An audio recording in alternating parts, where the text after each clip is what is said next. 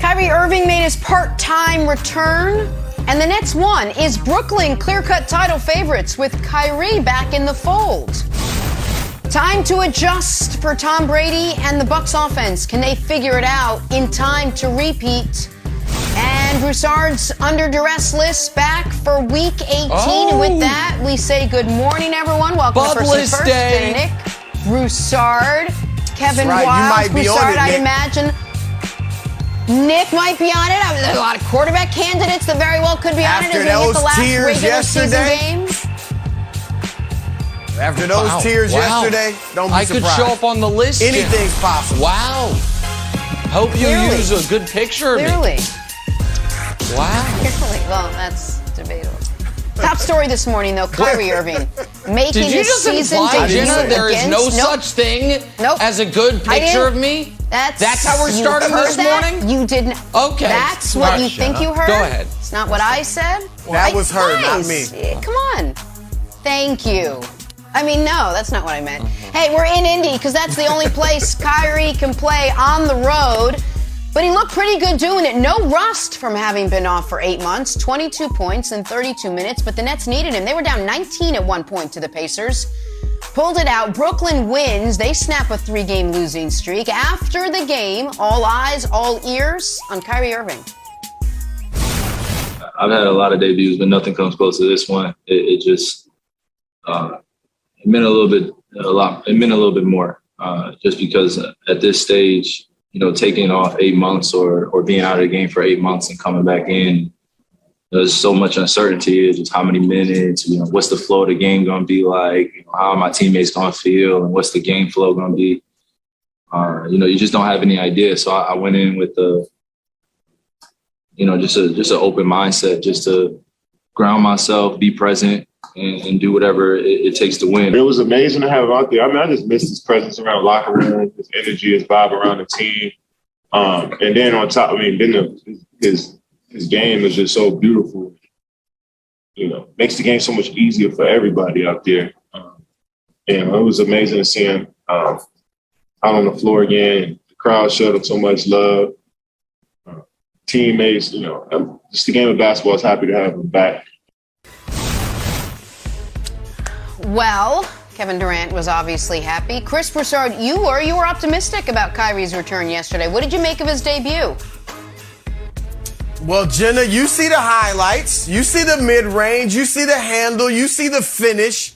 He was great. He was Nick Wright's worst nightmare. All right, Kyrie Irving stepped right in, didn't miss a beat. 22 points, 10 in the pivotal fourth quarter. And what I liked about what Kyrie did, he obviously still had a little rust, especially early. But I liked that he didn't defer. He didn't come in and just say, let me just try to fit in, let KD do it all, let Harden do it all, and I'll just ease my way in. The first time he touched the rock, he took a shot. It wasn't even a great shot. It barely grazed the rim, almost an air ball. But I liked that Kyrie was Kyrie, and he came out and played his game, and I think that was necessary. And here's the thing, guys. Obviously, Kevin Durant's the best player on the team.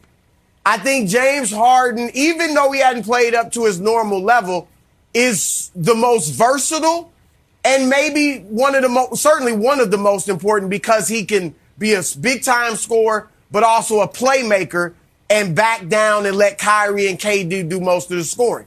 So he's great in that regard.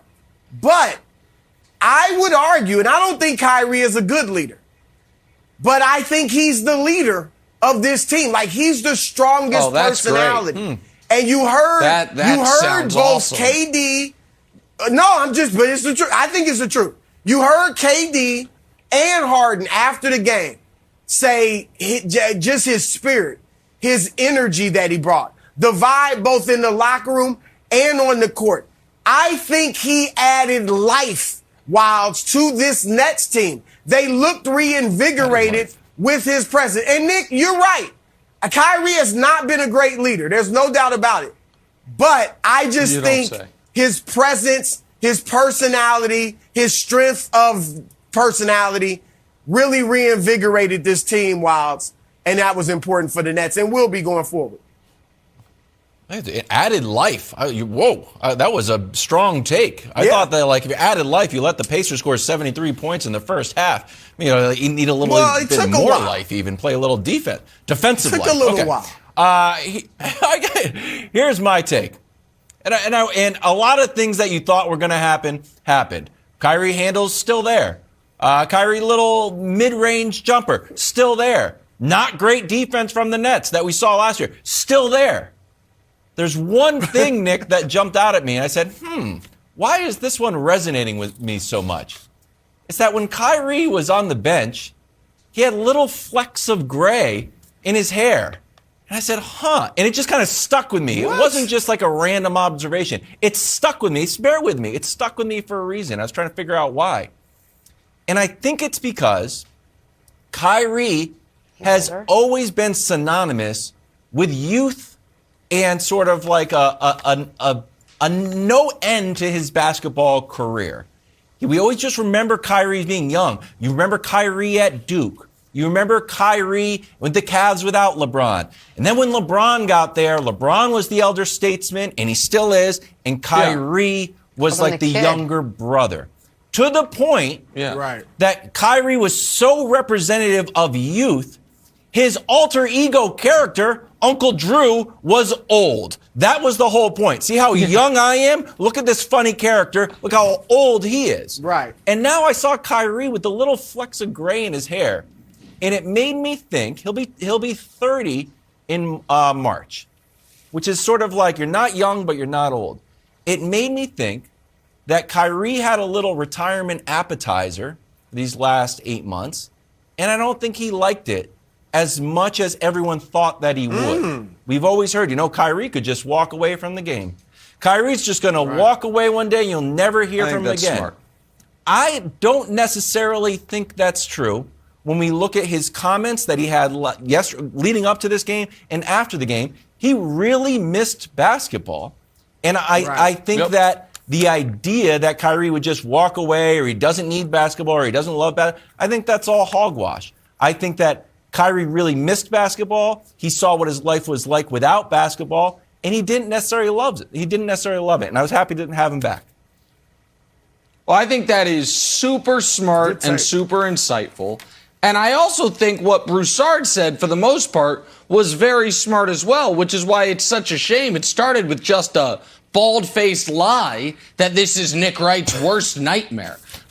Listen, the Nets have brought me nothing but joy over the last few years. There's nothing I enjoy more other than the success of my children than being right, than being correct about things. And no one in the world was more right about the Nets last year than this guy right here. And I enjoyed last night, buddy. I enjoyed last night because we got the full Nets experience. 2 years of this experiment, just smashed into a game. We had brilliance from Kevin Durant. We had downright abysmal defense. We had James Harden saying, "What's my role exactly?" We had Steve Nash just pressing the play KD the whole game button repeatedly. We got the whole thing. We even got mixed in some Kyrie Irving handle, which I had missed, because Kevin Durant is correct. It is a beautiful brand of basketball. Kyrie Irving, I believe, with respect to Isaiah Thomas and Steph Curry, has the best handle in league history. And as a basketball fan, I did miss seeing it. However, Broussard, it is incumbent upon me to remind America we will now have to wait a few days until we see it again. The Nets play 2 games. Kyrie won't be there, including national television against the Bucks, a Bucks team that, beat them back-to-back games to end their season last year, beat them to start the season. And then Kyrie will be back for a couple games. Then he'll be gone for a couple more games. Then he'll be back. But the Nash thing, I think, is important. Because while you maybe have a slightly higher opinion of Steve Nash, the head coach, than I do, I don't think you're out here, thinking he is Larry Brown, with the 04 Pistons, that he's pressing all the right buttons. Okay. Do you think a guy who couldn't juggle or handle rotations last year, who this year his answer has been played Kevin Durant, he's literally second in the league in minutes, and Harden is third. Just play those guys the whole game. Do you think that adding the variable of we are going to have one set of rotations for road games and one set of rotations for home games is something, and I mean this seriously, Steve Nash can handle. Because I'm skeptical of it. Because one of the reasons we said, hey, it's good to bring Kyrie back. You wanted to play KD so many minutes. And KD and Harden last night both played 40 and 41 minutes. Like, is that not a little bit of a concern for you? Look, Nash, as you said, isn't a great coach. All right. But we've been critical of a lot of coaches that have gone on to win championships. We were killing Mike Budenholzer, right? A few years ago, about all his stuff, his rotations and everything else. Frank Vogel has gotten criticized this season. So, but look, it's a challenge, Nick, but I think he's got a good staff and I think it's something they can handle. I'm more concerned about the chemistry and the fit when you got a guy, a great player, popping in and out of the lineup than I am about Nash and the rotations, because as long as you got those three guys out there, then you've got three guys that not only are great scorers like Golden State had back in the heyday a couple years ago, but three guys who can absolutely anytime create their own shot, get their own shot from rim to 30 feet out. And that is a huge advantage. So I think they'll work it out. Let me say this lastly, Nick. One of the things about their chemistry, their offense and defense is simple. The offense, high pick and roll, spread the floor, isolate, drive, and kick out. That's it. All right. So Kyrie can do that. They can do that with or without him. That's simple, too. Well, no, the defense is actually. Look, Lance Stevenson scored 30 fresh off the street. Nick, hold on. Because I'm about facts. You're about feelings, apparently. I'm about facts. I don't think the Nets defense is as good as the numbers suggest, but they are sixth in the league, my friend, in defensive rating. Take that. And then they add Kyrie. Take your feelings, and the Pacers and I'll take drop my 115 and Lance scores 30. Maybe, just maybe, adding Kyrie and switching things up isn't going to be a net positive on the defensive end. But what do I know? No, well, I'm just saying. The Pacers, the juggernaut Pacers. We get to see this all over again, but we got to wait till Monday to do it because the Nets have 2 home games. My worst nightmare. We got to talk some Antonio Brown now. We're going to share the statement that he issued on his Bucks exit after a quick break. First things first, back after this. Back to the NFL now. And just when you thought you heard the end of the Antonio Brown saga, AB released a statement last night via his attorney accusing the Bucks of a, quote, ongoing cover-up. Brown said the reason he left the field Sunday against the Jets was that Bucks coaches forced him to play on an injured ankle that'll require surgery. Brown alleging that when he told his coach he could not continue, he was told, quote, you're done.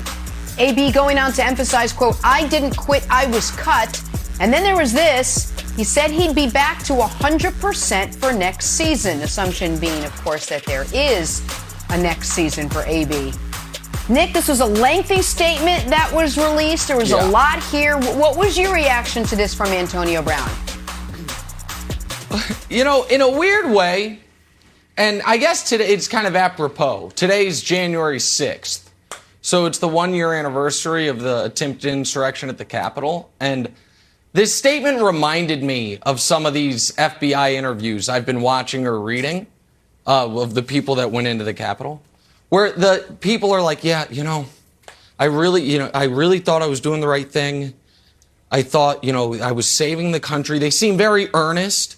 And the FBI agents are just sitting there quietly, let them finish talking. And then they're like, yeah, but how does that explain the horns, the face paint, and the beaver pelt you were wearing with the spear? And they're like, yeah, yikes, sorry. Antonio Brown's like, I was hurt. Coach wanted me to go back in the game. You're defaming me.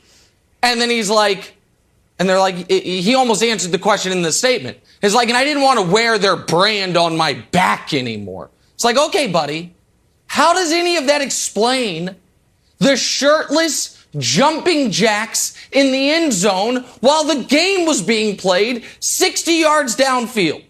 Do I believe Antonio Brown has an ankle injury? Yes. We all know he has an ankle injury. I don't know why Bruce Arians, momentarily said he didn't know Antonio Brown was hurt. We all knew he was hurt. He missed time with the injury. He was on the injury report. We all knew he was hurt. But none of that explains this.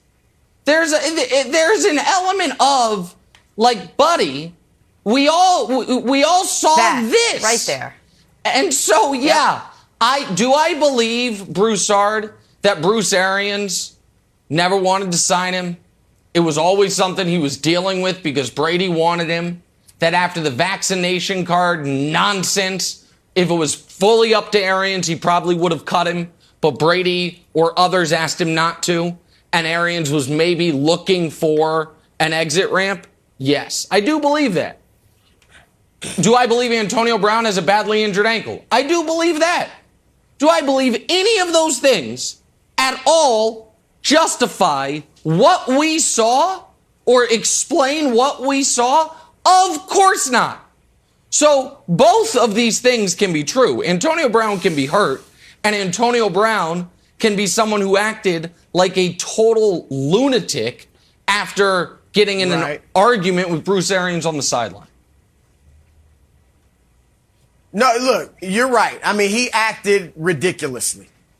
And even if what he said in the letter is true, it doesn't necessarily excuse what he did. However, it does put it in a much clearer context. And it does make it easier to swallow. And to me, it does make it less serious. You say, well, that was ridiculous. However, we took it as he quit on his team. Now, if what he said is true in the letter, it's more, I was ticked off. I was upset. This dude just disrespected me, wanted me to play injured. So, yeah, I went overboard. But I get it. Look, I wouldn't, if I was in his shoes and what he said about Arians is true, that Arians said, you're done, and slashed his throat like that, then I would walk off the field too. I wouldn't sit on the bench in my uniform and watch the rest of the game. I would walk to the locker room. I wouldn't do jumping jacks, wouldn't go shirtless and all that, but I'd still leave. Here's my point, Nick. I get it. You're right. Antonio Brown has absolutely no credibility. Zero. All right. His track record for telling the truth, his track record for behaving with high character is abysmal. So he's not going to get the benefit of the doubt. We're not just going to believe what he wrote in that letter, his lawyer wrote in the letter, on face value. In a he said, she said battle, he's going to lose. But what I like about the letter is that he put statements in there that should be easily verifiable. Okay? He said that the Buccaneers wanted him or led him to take a sometimes dangerous drug that the NFL Players Association has warned players against.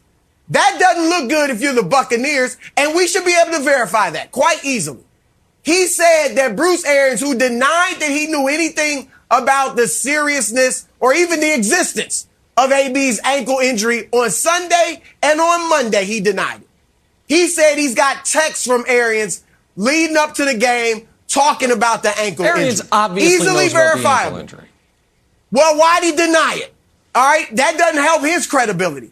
And then he said he's got a text from the general manager after the game, acknowledging that Arians knows how serious or the injury is and that AB told him about it. Should be easily verifiable again. Then he says he took an MRI at the Hospital for Special Surgeries in Manhattan and that he named the doctor, Dr. Martin O'Malley, read the MRI. It has bone fragments that are floating around in the ankle. It has ligaments torn off the ankle, off the bone, and it has cartilage loss. Should be easily verifiable.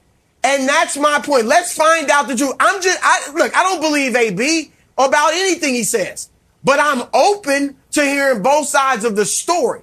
That's what I'm saying, Nick. And these should be verifiable. And let's see what he said. And it does change what he did. It doesn't make it right, but it makes it a little bit more understandable and a little less egregious in my mind. Okay, so here's the thing.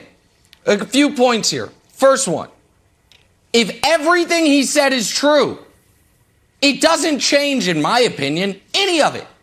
If everything Antonio Brown said is God's honest accurate, it doesn't change that what he did after the interactions with Arians, and then what he did on the field, and then the almost flaunting it with the Uber driver and the post, all of it, is something that obviously is not the actions of a serious person or someone who can be a part of any type of winning football team. Secondarily on this, on the Bruce Arians part, like Bruce Arians is now going to have to deal with all of this, and some of this is his own doing because he did willingly sign up for this, even if he didn't actually want to. And I don't know why Bruce Arians tried to act like we didn't know he had an ankle injury. The guy was on the injury report. But AB, literally while you were talking, Broussard, released what he says are the texts from Bruce Arians.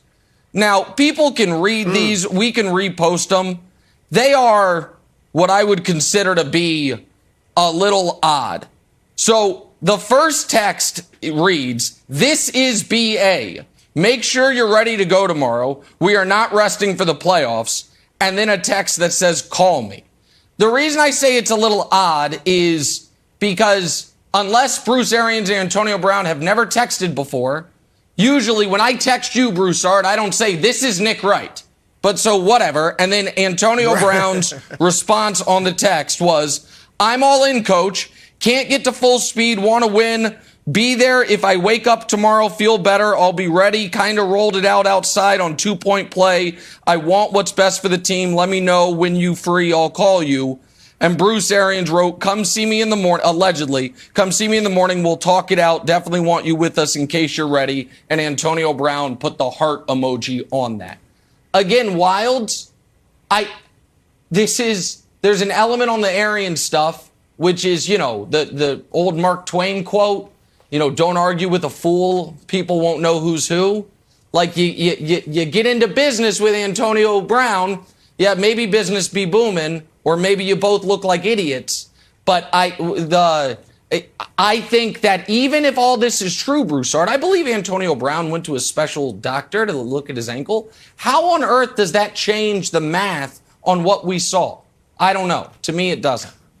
Nobody would justify what he did at all. I agree with you. All right. Now, first of all, those texts, they do show that Bruce Arians acknowledging that AB's got an ankle issue. AB acknowledging, look, I'm not sure if I can even play.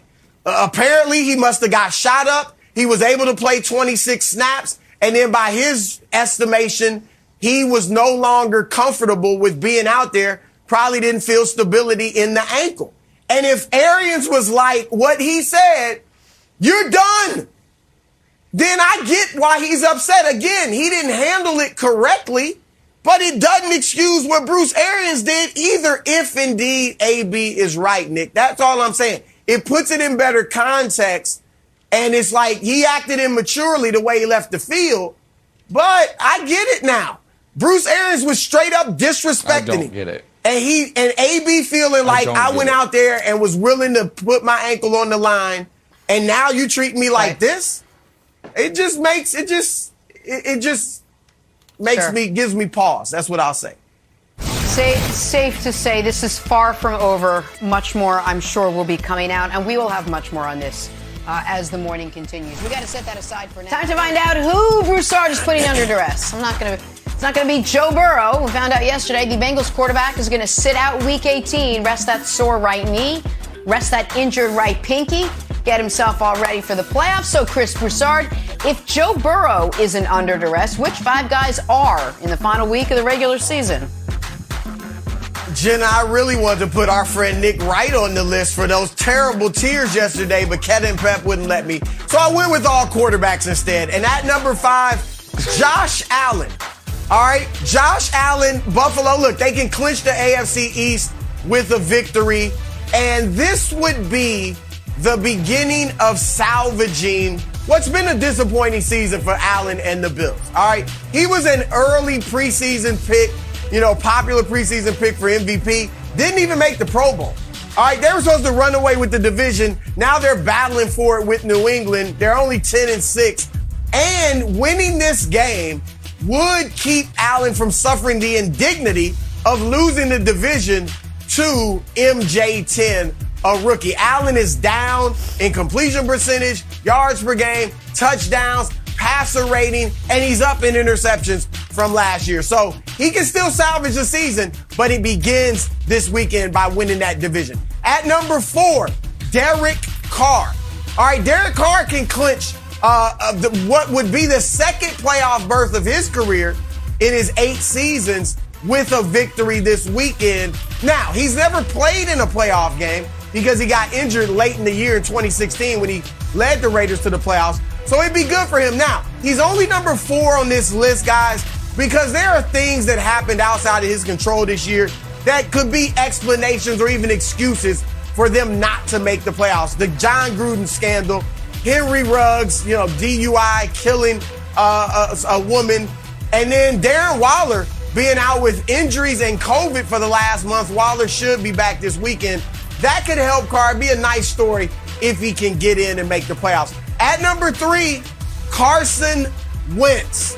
All right, they need a win and they're in. All right, and he's already viewed as the weak link in an otherwise very strong team in Indianapolis. He could silence his haters like Nick Wright by getting into the playoffs. And if they lose and he's the reason, oh my goodness, Nick Wright and the rest of the naysayers will be all over Carson Wentz all off season. And if he makes the playoffs, he avoids the indignity of his replacement in Philadelphia, Jalen Hurts, having led the Eagles to the playoffs, and he couldn't do it in Indianapolis. So he is under duress for that reason. At number 2, we got Jimmy G. Jimmy Garoppolo in San Francisco. A win or a tie this weekend gets them in the playoffs. And here's the thing. We don't know if Jimmy G is going to play. He's got the thumb injury. All right. But either way, he's under duress because if he does play and he plays poorly and they lose, everyone's going, you should have played Trey Lance. Trey Lance was great. Trey Lance floated Nick Wright's boat last week by playing solidly against the Houston Texans.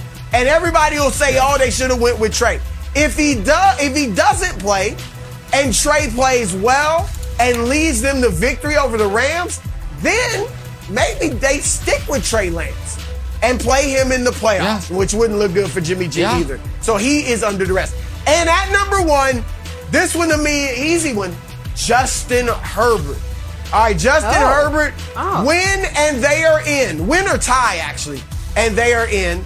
But Justin Herbert has been one of the golden boys this year, right? He's Christian. Some people like him better than Patrick Mahomes. In fact, he was the AFC starter in the Pro Bowl over Patrick Mahomes. How in the world do you follow that up by missing the playoffs? You just can't. Especially when to blame for you missing the playoffs would be a loss to the hapless Houston Texans a week ago, in which he threw Nick 2 interceptions. So I don't want to hear all this, it was the defense's fault last week against Houston. No, you threw 2 picks against the Texans and lost. You're under duress, my man. Get in the playoffs this weekend. Remember, it's motivation, inspiration. Those same Texans that Trey Lance shredded. Interesting. Those same Texans that might beat Ryan Tannehill this weekend. Interesting. Shredded? But I'm not talking about any of those guys. Broussard, even though you vitriolically and personally attacked the tiers, I'm not going to do the same here. Look, revealed already. Matt Stafford. I think he did great, Bud list, but I'm going to add Matt Stafford to it. They have won the last 2 weeks despite Matt Stafford. He has 3 touchdowns, 5 picks in the last 2 weeks, and 2 fumbles, a 71 rating. This season, you told me this, I didn't even know. He has 4 pick sixes. In the last 5 years, only one guy's ever had more. That was Jameis's horrific season. In NFL history, there have only been 13 seasons with more. In the last 20 years, there's only been 4 or 5 seasons with more. The pick sixes are terrible, and here's why he's under duress. If they win, they're the 2 seed. They're playing either Philly or New Orleans or San Francisco in round 1. If they lose, assuming Arizona wins, they're the 5 seed and they're underdogs in round 1 against Dallas. And Wilds, can you imagine if the Rams not only don't get further than they got with Goff, but they get a round shorter. Goff had them, and it wasn't because of Goff, but last year with Goff, they were in the divisional round. If they end up one round and out this year, which if they lose this weekend to San Francisco, they're going to be on the road in the first round of the playoffs. Wolves are going to be out for Matt Stafford. So I think Stafford's got to play well. Rams got to win wild, so I'd add him to the list. Well, I think that is an excellent addition, as will mine be. I'm adding someone to this list who belongs on the Mount Rushmore of the Bud list, Broussard. He made you laugh. He made you cry. He made you wonder, does taping tennis balls to lineman's hand actually help? He made you run laps. It is, in what may be his final coaching game, Mr. Joe Judge. Now, Joe Judge is 10-22 in his Giants tenure, and I know we rarely put coaches on here, but I'm making an exception. He's lost 15 of the last 20 games, and after a most recent loss, he unleashed a 10-minute diatribe on the ways that the foundation of New York football is actually good because, amongst other reasons, it's not a clown show organization, there's no fistfights on the sidelines, and there's no golf clubs in the locker room. You ain't seeing that anymore, he told the reporter. But here's why he's on the Bud list. Because in all of that press conference wonderfulness, he said this, inviting fans to boo him. Take a listen. If we don't play well, every fan has a right to boo my ass out of stadium. You got that? That don't bother me. I don't think anyone wants to get booed, okay? But the reality is, that's all right, okay? It's all right. They have that right. So there you go, Broussard. 60,000 strong. Booing Joe Judge is what we might be witnessing. So for that, although it's not going to bother him, I'm putting him on the Bud list. Good addition by both of you guys. Let me address Judge first. Yeah, it is not looking good. And I thought, look, maybe he can survive. Gettleman will be out as GM. Maybe the new guy will say, you know what? Yep. Let me keep Judge, see what he can do. I don't think so anymore. I think the new guy will be like, let's just rip the Band-Aid off the wound and start fresh. Joe Judge is definitely in trouble, Wiles. You're right about that. Nick, good addition. Stafford definitely under duress. You pointed it out. It's a big difference between finishing second and fifth because of the competition you're going to play in the first round. But I felt like for them not to win the division is worse than Buffalo not to win it because we have kind of accepted, like Arizona's led most of the year. And we had kind of accepted maybe midway through the season, Arizona's going to win this division. So them finishing second in it isn't a shocker like it would be for Buffalo. But certainly Matt Stafford definitely under duress. So good additions by you guys. Thanks, buddy. Bless you, Broussard. Stories to start your morning. Sponsored by Ram Trucks, built to serve. And Kyrie Irving making his season debut against the Pacers last night. Pretty good debut at that. 22 points, 32 minutes, in case you were wondering about the rust factor. And the Nets needed him. They were down 19 at one point to this Pacers team, but they pulled it out. Brooklyn wins. They snap a 3-game losing streak. All right, Chris Broussard, you were optimistic yesterday about Kyrie's return. What'd you make of his debut last night? Oh, he looked great. He came in and, he was rusty at first. His first shot darn near was an air ball. It did graze the rim. But he got it going and scored 22 points and had 10 of them in the fourth quarter to lead a big comeback. What I liked about Kyrie, Nick, was that he didn't defer at all. Okay, like I said, first time he touched the ball, he took a shot.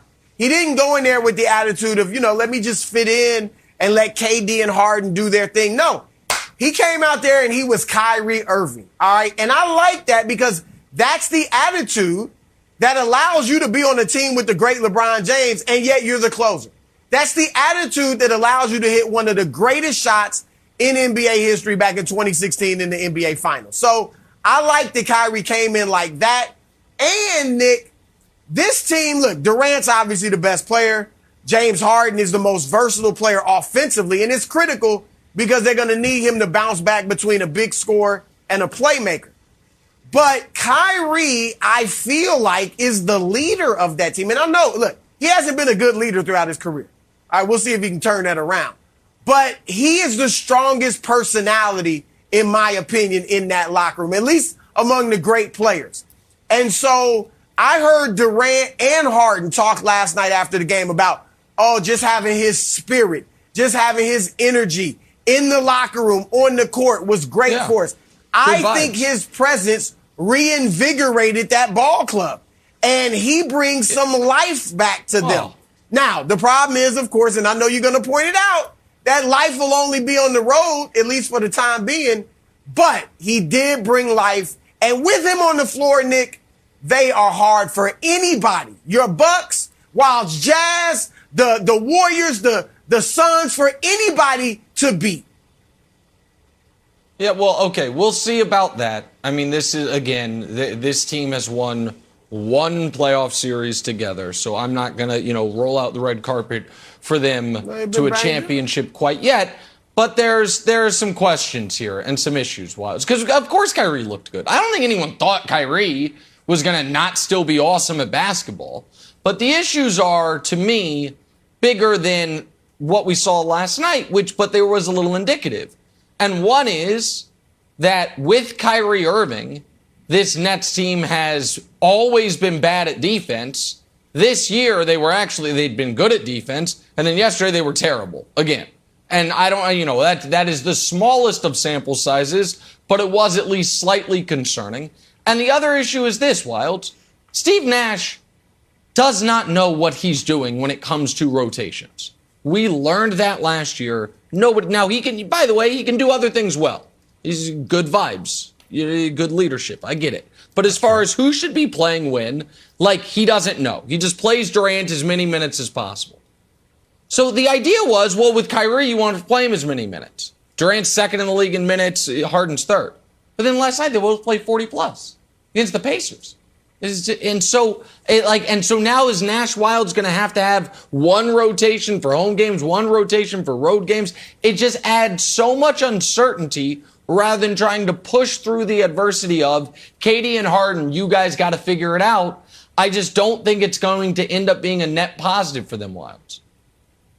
Okay, but here's the thing. They won the game, and now they've only played 15 games together as a trio, Broussard, and they're 12-3 in those games. So when they all played together, they played great. And here's the other thing, Broussard. We're not experts at vaccine hesitancy, but Kyrie was asked about taking the vaccine after the game, and he said, we'll take it one day at a time. It wasn't a no. But there were 3 guys in the league who were the face of vaccine hesitancy. It was Andrew Wiggins, it was Bradley Beal, and it was Kyrie. And 2 of those guys have been vaccinated and are playing every game that the Warriors and Wizards play. I don't think it's out of the realm of possibility that we end up seeing Kyrie as a full participant for the Nets. He hasn't ruled it out. I think he missed basketball. He got a taste of his life, of what it was like without basketball. He had some very nice comments, and it felt like he really missed being around the team. So I think there's a chance we could see Kyrie as a full participant for the Brooklyn Nets, Jenna. Well, we get to see Kyrie again Monday because he'll miss 2 home games. That's it for us. Undisputed starts right now. Have a great day, everyone. We'll see you tomorrow.